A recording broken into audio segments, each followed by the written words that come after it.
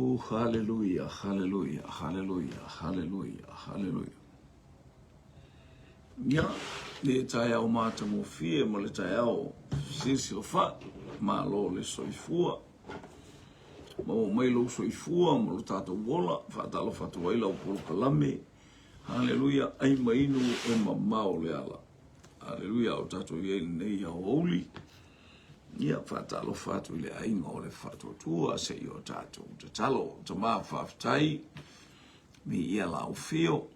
Me umalava mātou te tāpātu lia ili tā ia u whaamanu ianga ili nei tai au mo ia ilu mātou loto whaftai mele leo vi inga a waela e lava oi le vi inga. Whaftai mo whaamanu ianga ili nei aso atoa i lau a fionga fola ilunga upenga ta whailangi e lau whanau. Whaamanu iatu ia te ila tōu nei fo i aso o le aso whai umo ngāluenga le tele o ngāluenga le malo. Ia i leanga le leo lau. Fio tutu ma whaiwa, company ma business, o a onga le whanau whaau au. Ia i lo manu ia. Mātou te talo le ia mo fuanga whapolo kalame ma le ainga i pere sepa o te tiperia.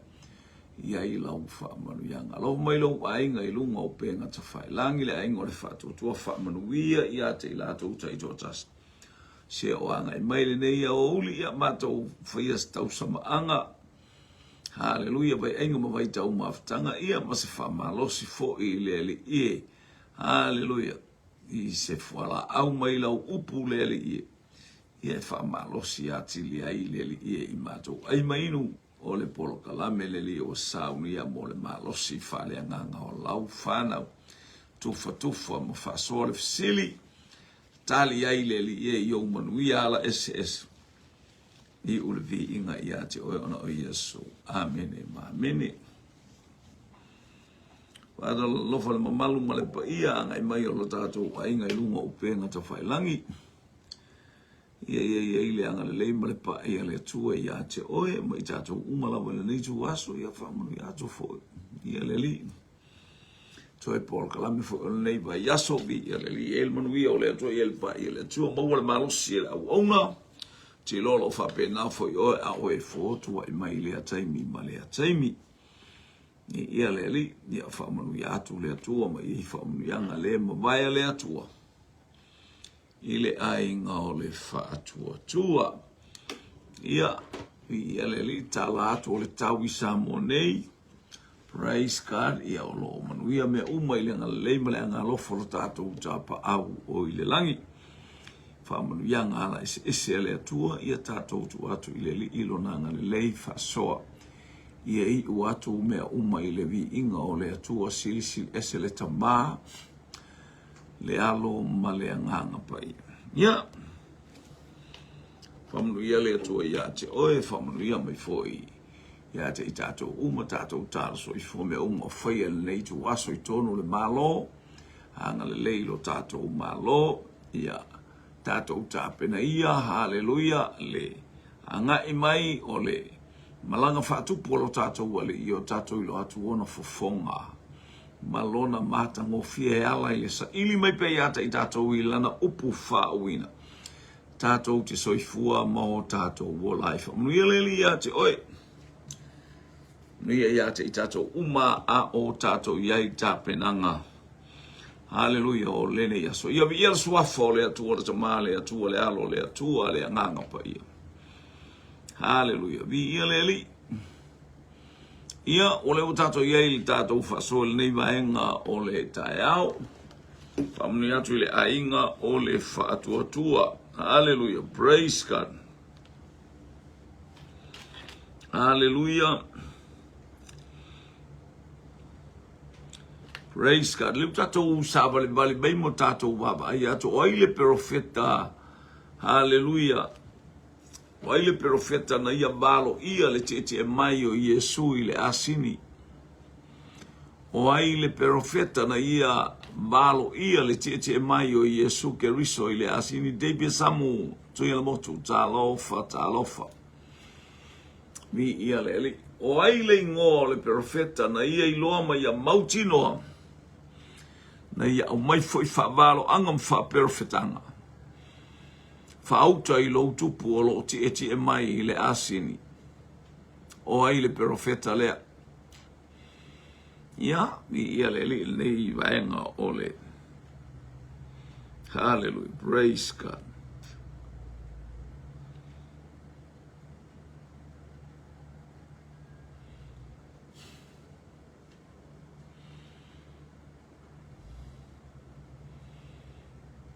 Talofa atu I so se vaenga o le tātou polkalame, I le tātou polkalame, vi ia le li.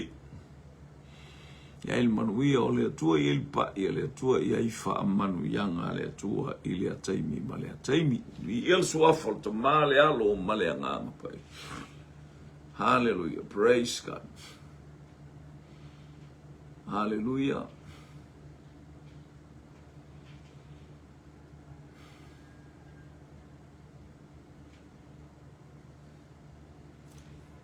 Patalo atu lau sunga tito. Malo po e whainga luenga po e lau vale ia po e malo lo I se lalo se la au wafo I le tau aveina o lo o pasese ia fatalo fatu tatou le tatou fisili na wanga yatu fatalo watu yate o le uso au ona ia malo ngā lue vi ia le li. Oai,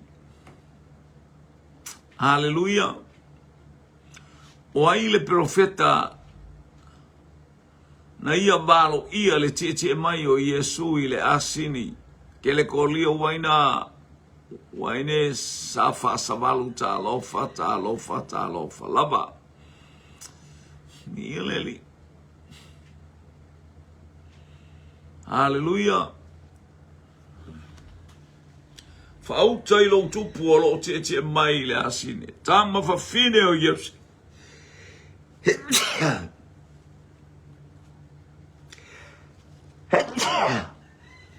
Oi perfetta na ia valo ia.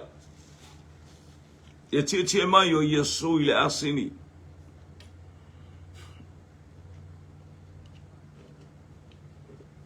Hallelujah.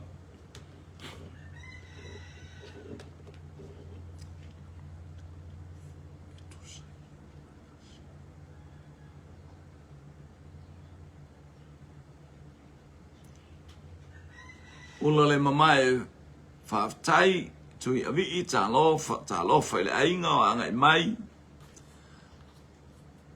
Tau bapao vai tupu tā lofa. Ia whalongo fo, whatalofa atu fo I lau sunga le angelu tau po le sunga le whatonu. Tātou fisili na uanga I atu. O ai le profeta. Na ia balo ia. Le anga I mai o Yesu le asini tama fafine o Siona, tama fafine o Yerusalema. Fauta I lo tau tupu o lo tie mai le asini, o ai le profeta na ia balo ia. Hallelujah. Praise God. Malu faea taputoa talofa lawa. Tau pau mai tupu vi ia le liva tai mo le fatalofa. Praise God. Yeah.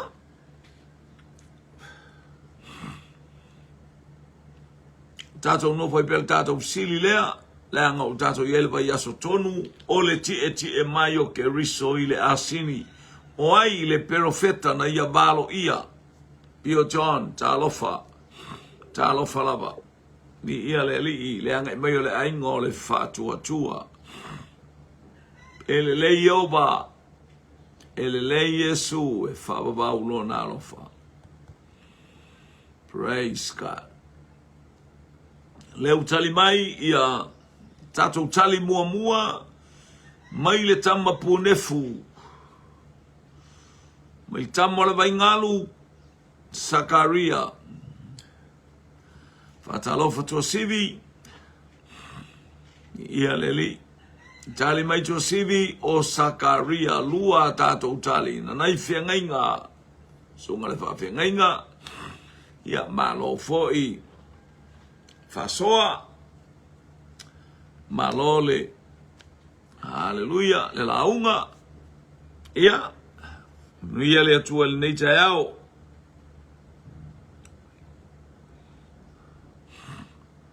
O sivi Sakaria iwa whai upo iwa tali le tātou fisili, tātou tali mua mua, tali mai ai, hallelujah le tātou ainga, praise God, hallelujah, tasi, lua, tolu, o,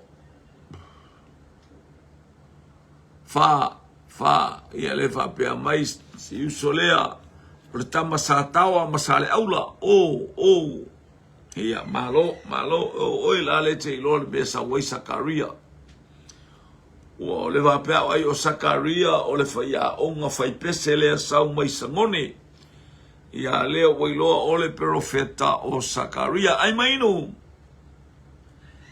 e mama o le ala. Watali le tātou vesili o Sakaria. Hallelujah, mai o ta huhu. Ia po Sakaria fo i mai whale wha, ma whale la tai. Ia, aftai, o le profeta le na ia valo ia le anga i mai o Yesu. Hallelujah, le na whātaunu i le lua afe tausanga o mawae. Lona fio mai lunga o le asini. Lona tie mai o leo tātue whaamanatu ina pea. Le anga o le manu mā lo le atua. Ma le upu fola le atua. Ma le upu profeta ane a le atua. Hallelujah, le ua whātaunu. Edla lau talofa. Hana tongia, talofa atu ya te oil to maitai. Hallelujah, ole moli ole aba. Ya manuia le angai mai. Ya whaftai pia whai o Maria. Ya le apo ia whapea mai tangata o Sakaria e sau mai sale aula. La whaavale valea tu ai male. Male whaia onga ya te outou whaftai motali. O le isi a tātou fisili. Hallelujah, le a tātou te talanoa. Praise God. O whea le a inga na whaamautu i a Yesu. Tā pena aila na whainga malanga i Jerusalema. O whea tonu ana tā pena ma whaamautu i a Yesu. E a ngā i mai ai lana whainga malanga i Jerusalema. Le wanga i mai le combination soup. A whato soup i a whaaftai. Hallelujah, mai teine o le moli o le aba i lauli i Josephine Maria Hunt. Ma lo le soifua. Hallelujah. Praise God. Sauma le beef soup. So o mai asu pori. Ia le li. Na ia e fili ia oi po fele supo mata ngofie. Ia o foi te vave fai malie. Le tau saminga ma le o lau supo nei tei ua mulo ufufonga. Hallelujah. O le tatou fisilina wanga yatu. Praise God. Hallelujah. Fea tonu ale a ai ma le nuu na whaamautu ai Yesu. Ia ma a ngai atu ai ma whaamoe o le asa. E a ngai atu ai Jerusalema. Malufaea taptoa talofa. Ia leli.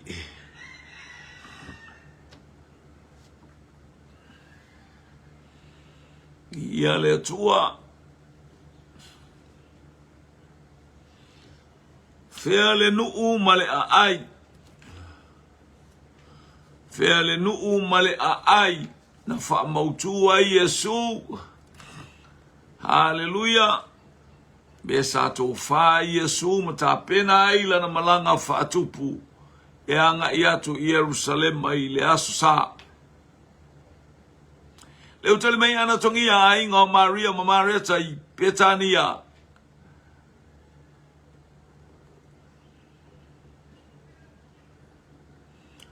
Ainga o Maria mamareta i Betania.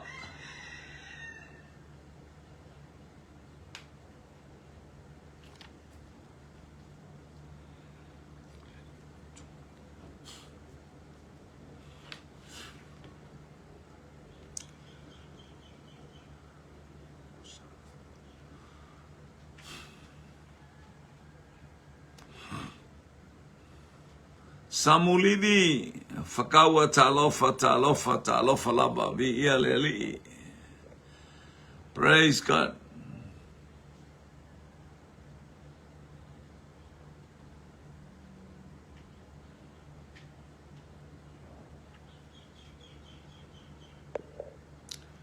Ia lewa tali mai, ia Josephine Hunt, ai ngola salo mono tua whawhine I Petania. Whaftai mo le teu fungala au, whaftai tele, le manongi le teu esel au lei. Ia lewa tali mai le uso lefa mai o Kaisaraia. Hallelujah o Kaisaraia. Ia o le nuuna. Hallelujah, eno no fai tangata ula babale, pe o filiki, ma, ioe, tangata na o ko vana o Roma eno no fo ina I Kaisaraia I lunga o le sami meti tirane. Ua tali le tato ofisili le wa au mai, hallelujah, o le nu o Petania, o ina, hallelujah, sa fio ai Yesu, mafatali tali ai, Hallelujah, o saule si mea se o soilungo le si mea se. Hallelujah, praise God. Sorry o kapa Naomi, fa mole o kapa Naomi e kalila ia a Jerusalem le mea le tātou te talanoa iai. Ua tā pena le malanga e peia tā pena tu I vai tele tā penga na ia pia. Ia. Hallelujah.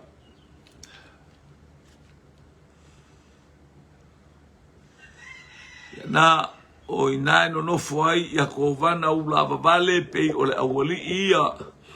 Hallelujah o Mike mafetalainga a.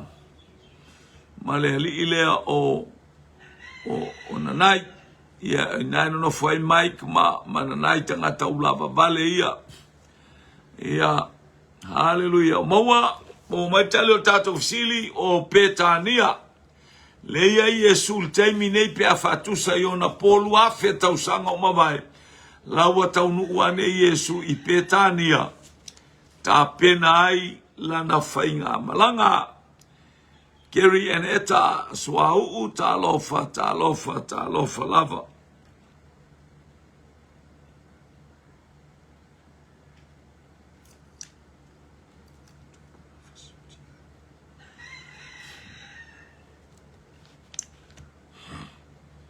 Tali le sa o pole se, sa o pese se.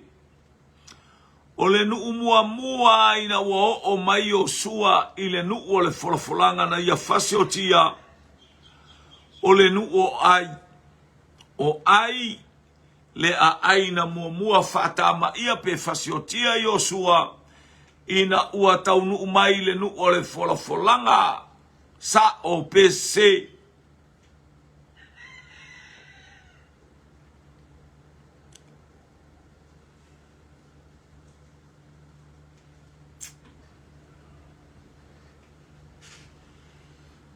Answer true or false. Le a ai mua na fatama ia pe na fasiotia e Yosua o ai sa o pese.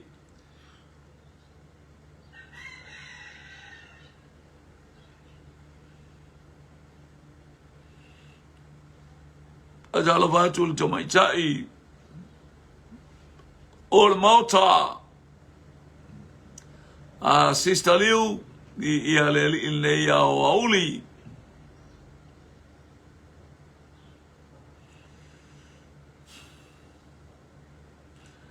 Ia leo fa tali mai ia Mike Sao. Tali mai ana Sao.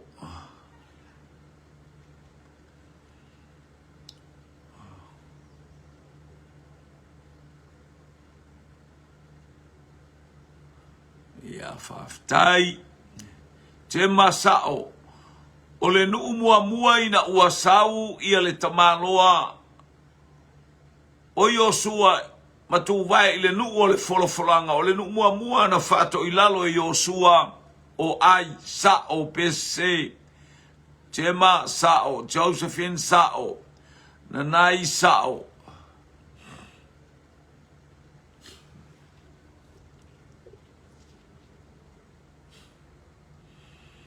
Hallelujah.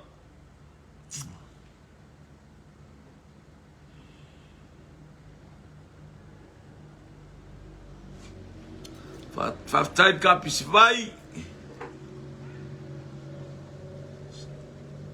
Faftaid ka pisivai, ele fapea mai ia teine lea o. To e fapea mai te mapei ia ele sao. Ia se fai mainga. Salva o mua au, talofa.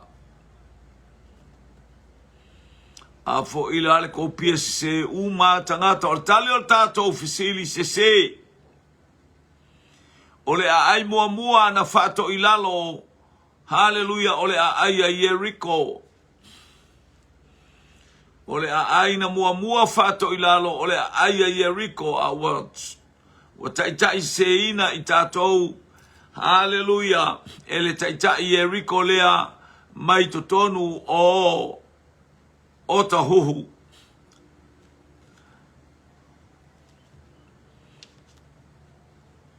E ai o kirikala o le ingoa o le nuu, po le ingoa o le ai po le no foanga na tau nuu mua lava i ai aele o iain tangata. Sa fai malato camp, a o le ai mua na fato ilalo o le ai a Jericho. Ia fato aso atu wailo le maai o le tatou tali SSA.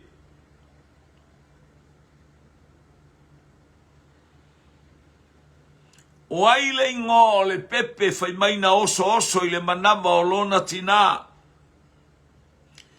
O ai le ingo le pepe ina ua na oso i le manama o lona tina i lona oli. Oka kai ese fo i lea mea. La eno fu le manama o tina e fa longo atu tina fa tau pati oso i o. Ole oka. Hallelujah.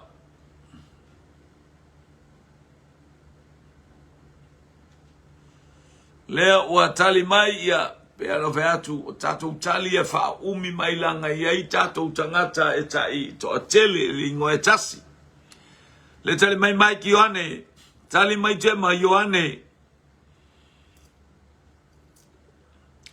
Tele le tu ainga Ioane ia tali mai nanai o Yesu.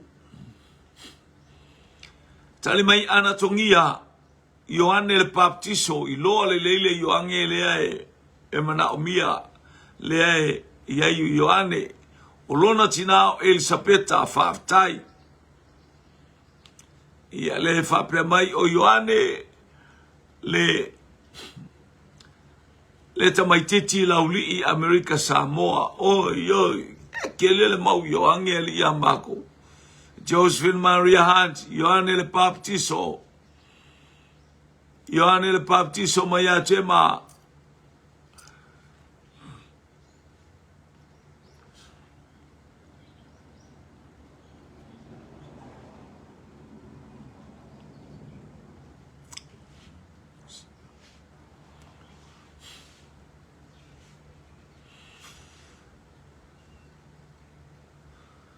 Ia lea ua tali le tatou fisili. O Ioane le papatiso. Ngai mai Maria ya siasi mai.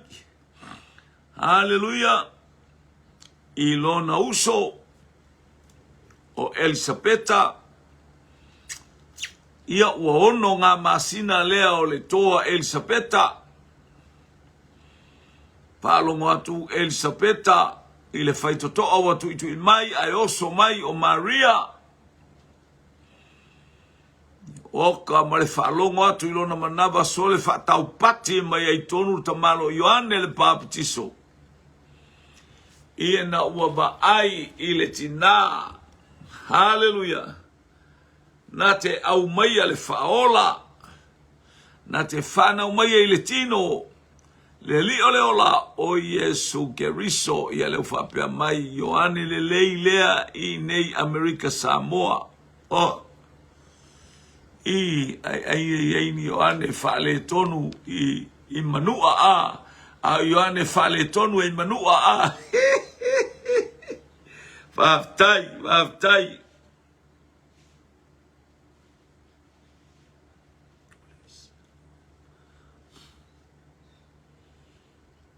o le isi ngō mātaio o Teofilo. O le isi ngō mātaio o Teofilo sa o PCC. Sa o PCC. O le isi ngō mātaio o Teofilo sa o PCC. Ia male maukeni soup o ka pumpkin soup. Lele ua ngai mai. Ia le to faya tua to mot o le to va to ale fo mata mai ta ilea haleluya o tutuila ia ile Ioane lelei ia va pe ia I'm sorry o mataio o leisi ona ingoa o Teofilo sa o PC tema se ana se Mike se nanai se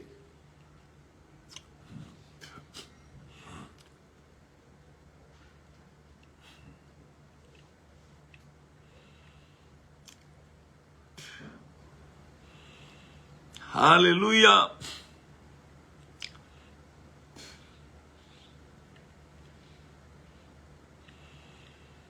Ko kama sop. Hallelujah. Ta lofa ya fetalainga po fese mea o moe ai, po fese mea o tau whae, whantua po tau whae le motel. Ia po alu foie. E momoli lo na ali ili ngā luenga Josephine Maria Hunt se ua tali la tātou fesili e se o le isi ngoa o mātaio o Levi ai le o Teofilo o aile ingoa o aile isi ngoa o aile ingoa o le wo a Teofilo o aile wo a Teofilo o lo ona whaalawi lo mai Teofilo I le tuspaia. Wai le ingoa o le woa Teofilo o lo na I whailo mai Teofilo I le tuspaia.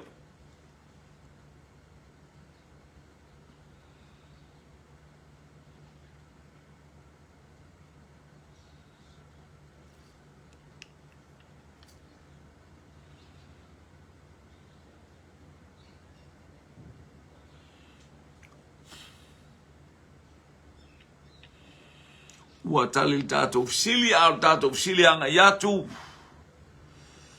O aile ua Teofilo lo ia ta ua mai Teofilo le tuspaia leo sautali mai manukau.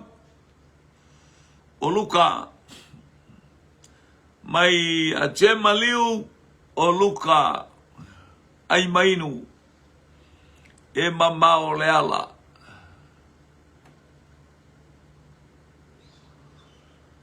Ia leo whape mai ole tustala o luka. Josephine Maria Hunt o Paulo.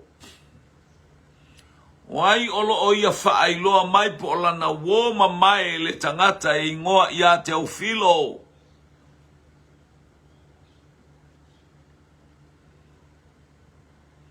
Ana tongia o luka le fomai ula vale.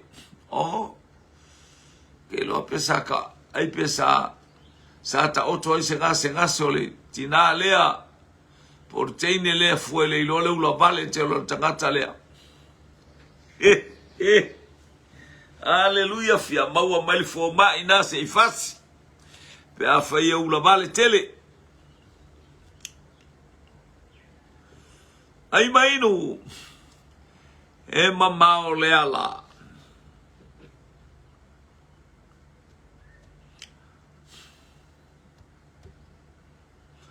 Whaftai mo lau tatalo, mo le nu o le atua, Israelu, Jerusalema, e la ngata fo lea whaftai mo Amerika, ele na lango, ia tātou talo langa o mea umo whataunu ina, e tuspa ia, tau te vaia Yerusalema wa si o mia e awale tawa ona utou I loa lea wala talata aso.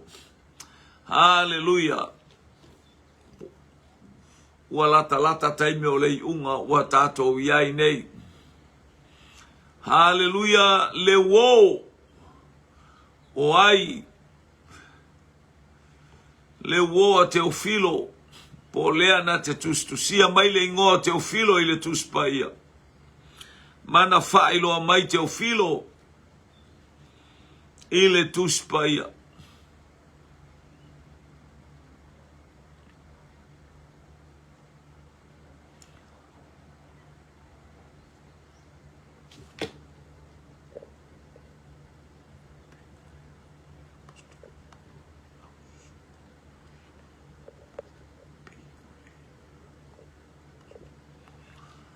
Le vapea mai ia anatongia pe ia la apostole le fia whaeloa atu.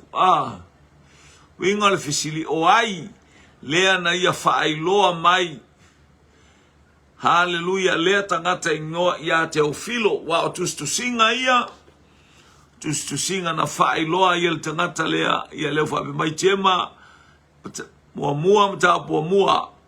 O le tusianga luenga o lo iai. Haleluya. Taulia la tusianga luenga la wa apostolo iai tangata na tusia. O ia na lena whaeloa maia. Mata waina manu ta alofa, manu po manu ta alofa. Ea tato atu le tali o le tato fisili lea, o le tusi mua luka o lana wo lea, na ave lana tusi mua po lana tusi fa evangelia na autue ave ia Teofilo. Ia mana moli mawina tutusa ai le tusinga evangelia. Hallelujah, le whanau mai. Praise God. O le ngafa, o le whanau mai o Yesu, o la natala inga. Hallelujah. O lona maliu ilunga le satauro. A toa malona to e tu mai. A o la natusi lona lua na ave ia Teofilo. Le a matai le tusi ngā luenga le au apostolo. Tu la na luka e tau uma ya apostolo o Paulo o ailava societas. Lea na tusi ai ave fo ila na wo Teofilo. Hallelujah. E tau ai. Hallelujah. Le teimina watapena Yesu e fio ile langi. Lo na fio ile langi ai moli mawina ele au apostolo mafasala la wina. Hallelujah. Le tala e winga ile manu malo. Ma le sili ese o Yesu Keriso.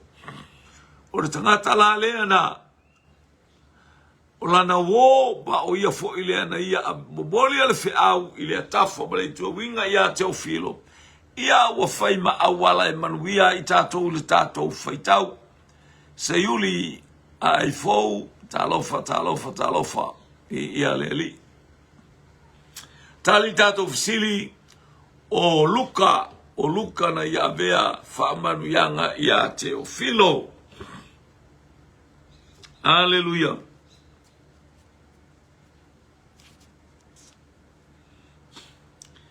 Praise God, hallelujah.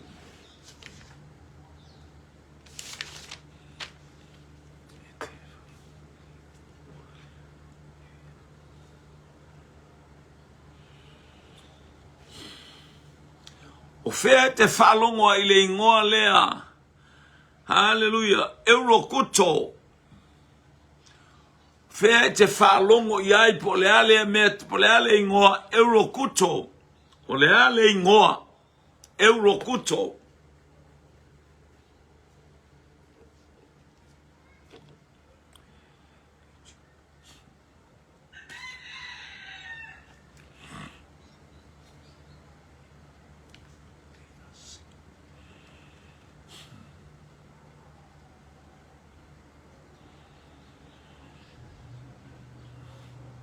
Fea te whalongo ai le ingoa le nei o Eurokuto.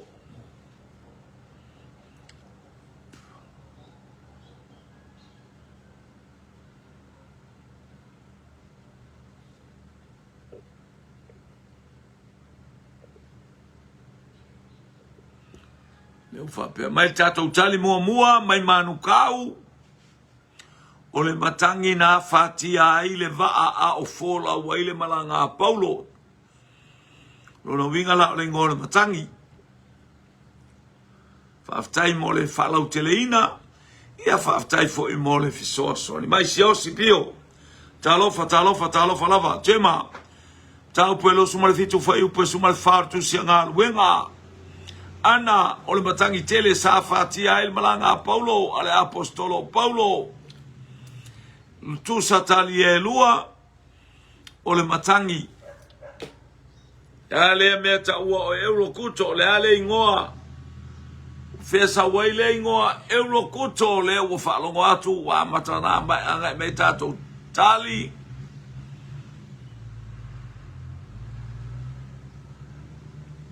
Ia leo wafsiliatu ya Eurokuto ale fuito le tali mai ia le angelu tau o Eurokuto.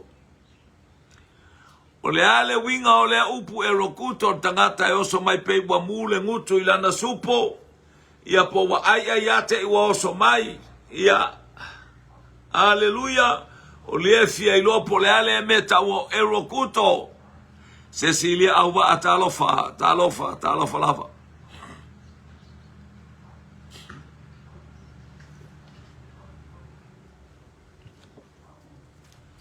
Ai mainu e mama o le ala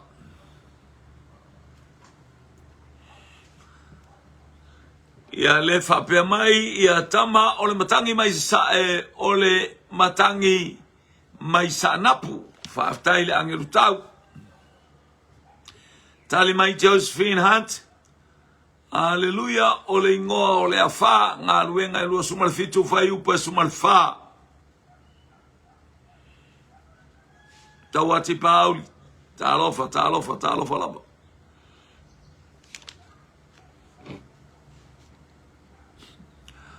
Ia, ole watali li tātou fisili.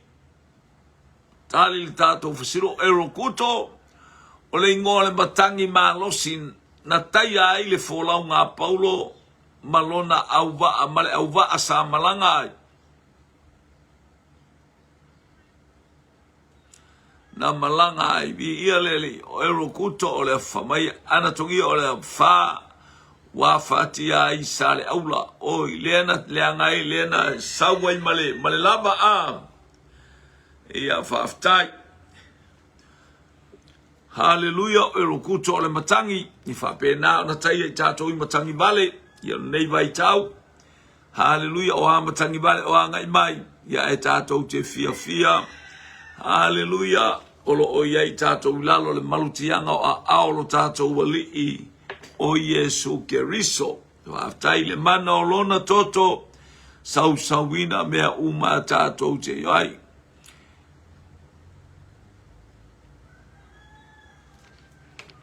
Praise God. Sa o PCC, Aitiope, e le continenta o Asia. O Aitiope e le continenta o Asia sa o PCC. Aitiope o le malo e le continenta o Asia sa o PCC.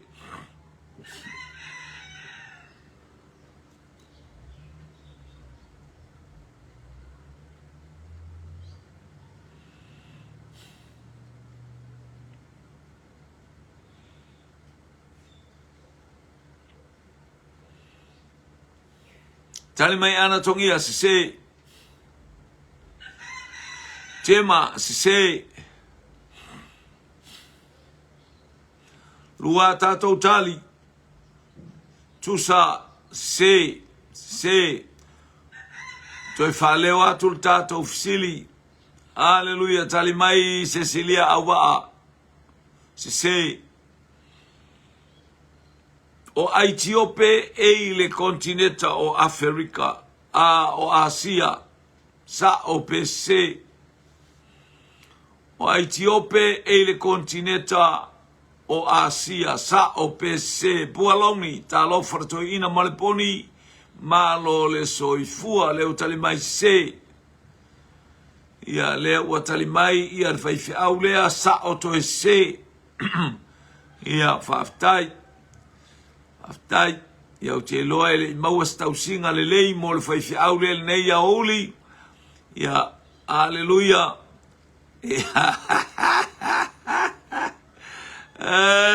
Josephine Hunt se tua sivi sa o mafa maoni ia le la ua ua muri mai ma tua sivi le tali al fai au ia vaaftai was tali le tato ofisili SSC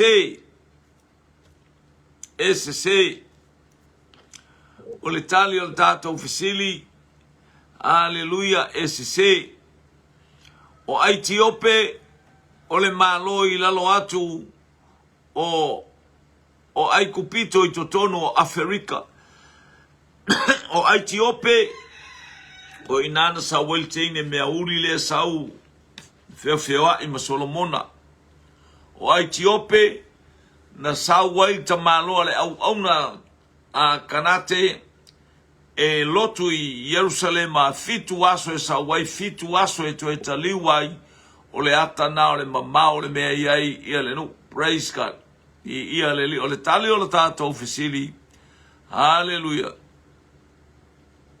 SSC ia le li ia praise God ia o le isi a tato ofisili anga yatu hallelujah o ai o le ainga lea e matua Mose Arona ma Miriama o ai o le ainga lea e matua Mose Arona ma Miriama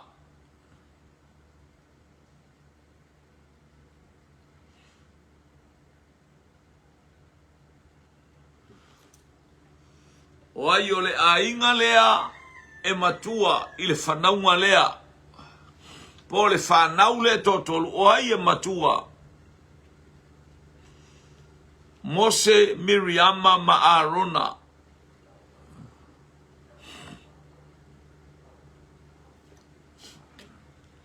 Tali mai ia le angelu tau o Mose mai fa le fa. Oh. Ayo to ina le fai fi au a sa o le lei. Nanai. Anatongia Arona. Nanai Arona. Hallelujah.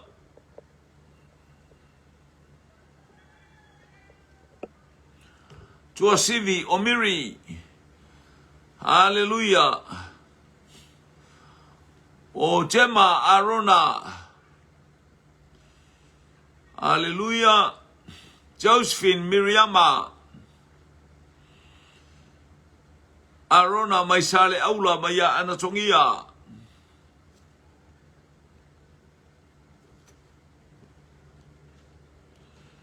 Pualoni Miriama. Tali mai maleponi Miriama. Ia. Leo watali le tato ofisili o Miriama. Uma Miriama so ma Arona e la ititi Mose.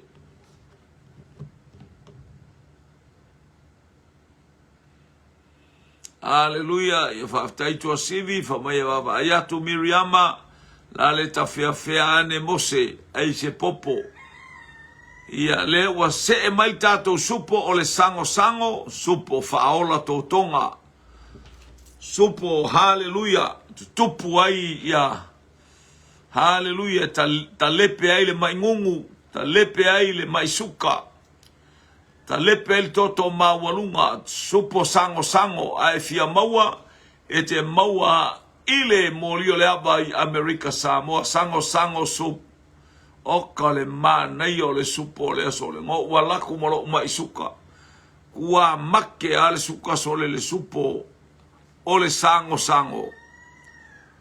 Ia, na e matua la Miriama, so one ai ma le To ina o arona ia ela I titi stama o Mose.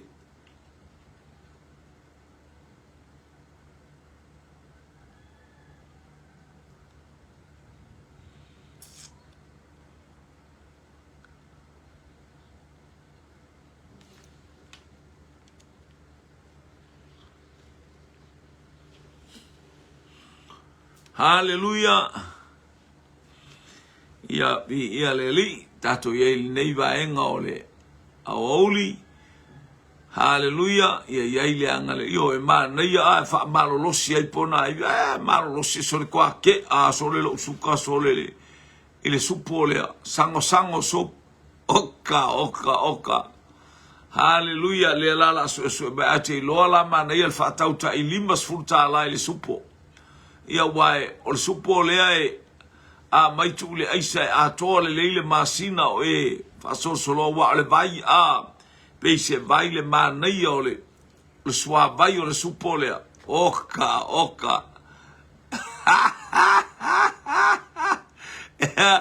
o le leo mo mai foi supo le mai teatro tu ma Clinton ile West Auckland.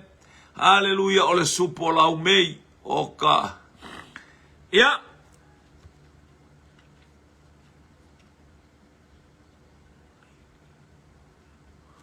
praise God.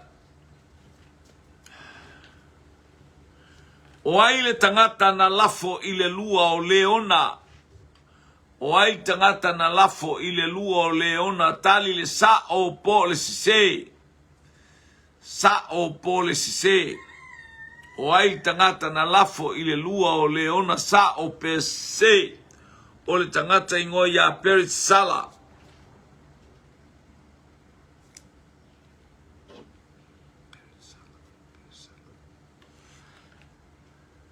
Ia o perit sala na lafo I le lua o leona sa o pe se.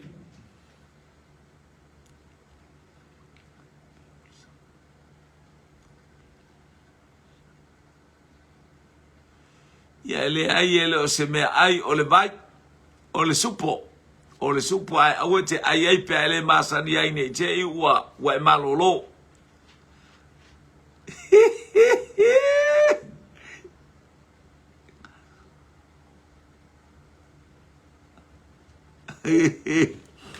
Hallelujah. Tele le supo sango. Hallelujah. O lona tau e limas fulutala. O persala sa lafo I le lua o leona sa o pese tali mai ia tangata le wala sulunga a tema se. Tali mai nanai se. Tali mai ana se. Tali mai ia Mikaele se ortoina vaingalu. E ki oafa pelasco I inga sole. Hallelujah.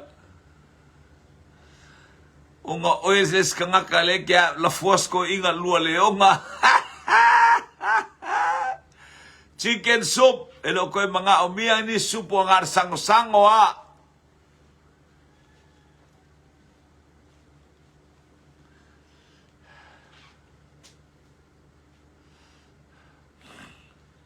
Fa mole ana tongia tipiane se a le sango.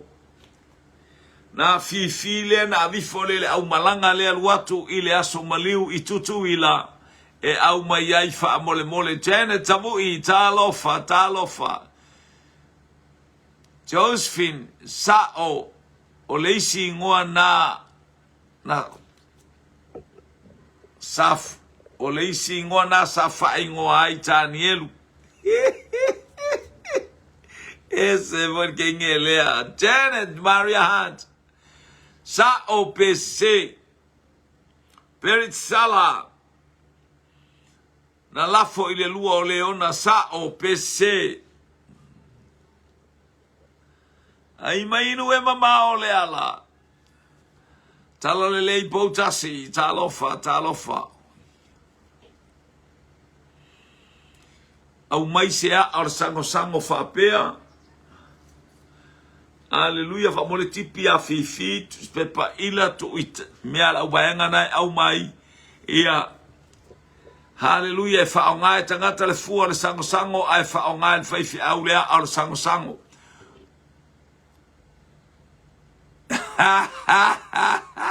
Ele i ola se sango se iwa aipo aila a mai al sango i ola. A mai fo il sango le whaifi au a mai ele i ola.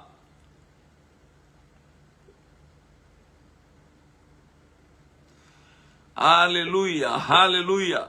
Ia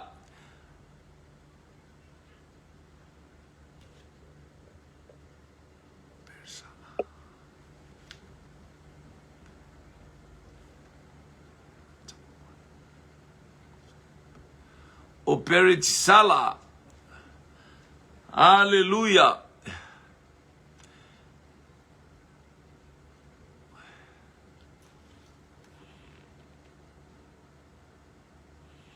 Ia o le fisili mai ia tuasimi po fea ma wail supo sango. O lea e whaasolo mai le molio le aba i tutuila Amerika Samoa. Ia o lea fo ia alu le mātou malanga i tutuila i le aso maliu. Haleluia. Ia mai matofu le ainga ma le ulo e au mai ai le supo sango. Ia lea watali mai ia to ina lea mai timaru sa o koe sei.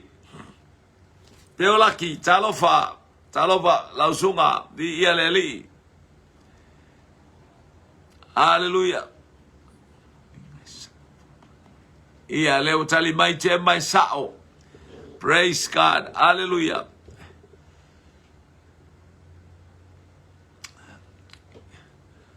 Hallelujah. Hallelujah. Tali mai te mai sao.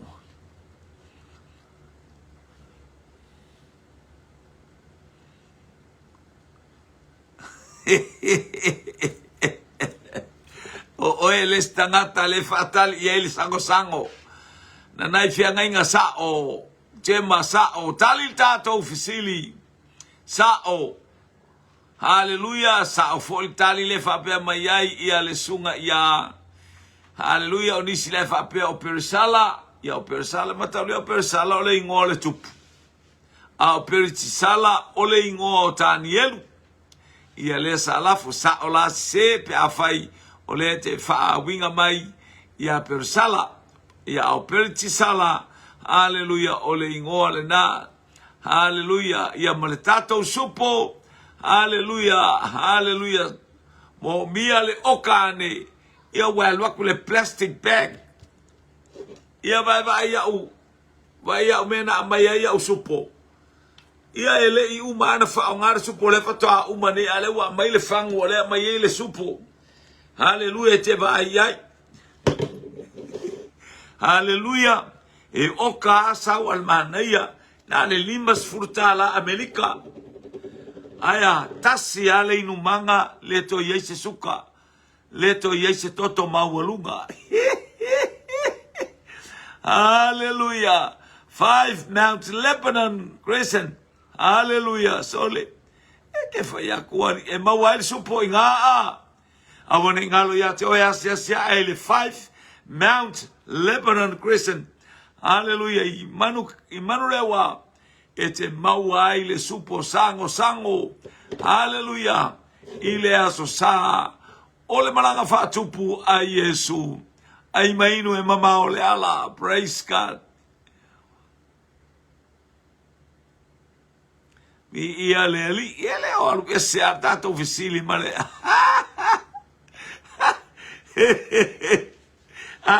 Ia nga ko. Ia le langu le ole supo. Wai langu pa e mama ale papa ai mai iai. Hallelujah. A o fo ina ia se vai. Tas fo ile a fangu supo. Ia le ke mau supo ole ka kikia solo i. Hallelujah. E pule ala e po fel ko inga sango ke fia. E paule mea ia oka mai. Limas furtala Amerika. Hallelujah. Hallelujah. Tusana Marcelau. Selau tolus fulu male 5 tala Samoa. Arselau tala na i tutuila. Hallelujah. ia le ali.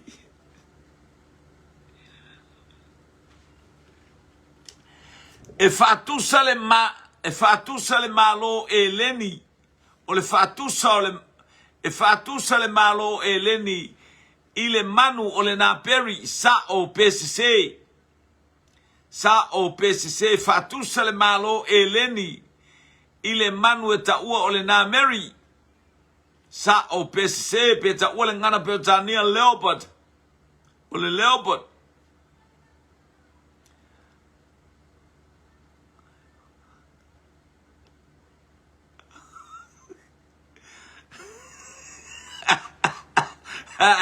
Ke leo ana tongi ya foi fangu ola fangu sango le nga au mai le a kau fa la nga le fa uma ko le fangu sango le e ma nei al fangu sango ele nga ta ina tau mafa ya e to e ka ke e u lo taulu e yo e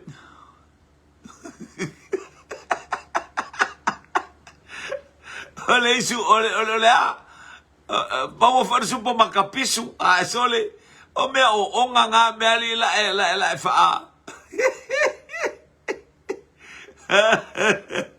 ya va ai o sia kele angelu tau hallelujah praise God sao maya tema sao maya nanai sao maya Mike hallelujah ole ata ole na Mary ole ata lea e whaailoa tua i le malo e leni. Te whaailoa le na Mary or Leopard. Hallelujah. That is symbolic of Greek. Of Greece. Yeah, na.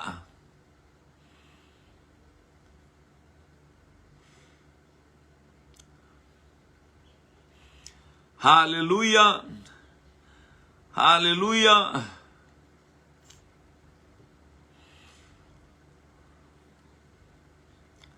Taungo fia ia fangu ia supo ia au mai o le sango ale ma nei o le pala le lei nei o le pala le lei o nai mea ele ngata ile wailo taulu e wai foi io hallelujah ma ai o lo tatino e lango ia vai le waka uma ile a supo ali o supo o ongali hallelujah sa o maya anatongia o le fatu sa to etasia sta totali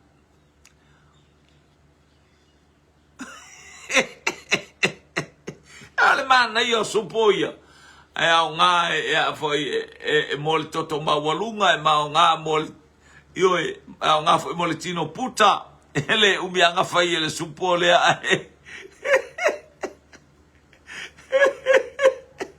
ya nga fo ele autali fesili fasi se ia o atali le fesili ole malo e leni atala no ele Leopard atala no ele malo e leni hallelujah ia leli ia ole failonga na iloa hallelujah ele tamalea o Tanielu vai Tanielu le failonga o le manu fe ai o lo na ulu e pei o le leona o le ata o le malo e pei o le ata na o le malo o Papelonia ma ai le ata lo na lua o le pea hallelujah po le urosa o le ata na o le malo me taima Peresia ia ona ai lea hallelujah i le ata o le na Mary ia o le ata lea o le malo Eleni i ona pule anga Alessandra le sili ia o le ata le na Mary o le ata o le malo Ereni ma le ata o le Manuel Iloe Tanielu fa matala le matautia o le manu fai mai o le ata o Roma ia o le fai unga na tata o Paul Kalame le nei auri fa manuia le atua au ne ngalo ia te oe oka mai ia hallelujah sa usupo lanto inga supo oka i tutuila America Samoa hallelujah ia e mana fo e mai se la autoto okai Amerika Samoa. Hallelujah. Angalalei le atua le nei au auli. Ya ingo le fatua tua. Ta mama teine ta mama tina uso matua va fine le au na le atua. Fa manu ia tele le atua. Tato feilo ai te lo le vai osfou. A tu sai male ola male soifua a wina mai lau polo kalame. Hallelujah. I New Zealand i Aotearoa i le tato ofisa autu. Pe atu sai ma le fina ngalo le atua ia tato upolo kalame mo le vai osfou ai manu teleina le ainga o le atua. Hallelujah. O tato toi polo kalame fo ile o le nei aso. Hallelujah. Ia o le apule mai ia le angelu tau isa tato upolo kalame mo le taulanga afiafia nanei ia tatalo mai tatalo atu. Hallelujah. Tato feiloa ile angalelei sisili ese o le atua ia manuia le tato ainga ile angalelei fasoa o le atua. Hallelujah. Ile aso lua se fulu male fitu le nei. Hallelujah. O mati tau sanga lua fe lua se fulu male ono lau ona tau tua ia te oi male nganga fa mawalalo ona o Yesu. Amen, amen, amen. To God be the glory forever and ever. Amen, amen, amen.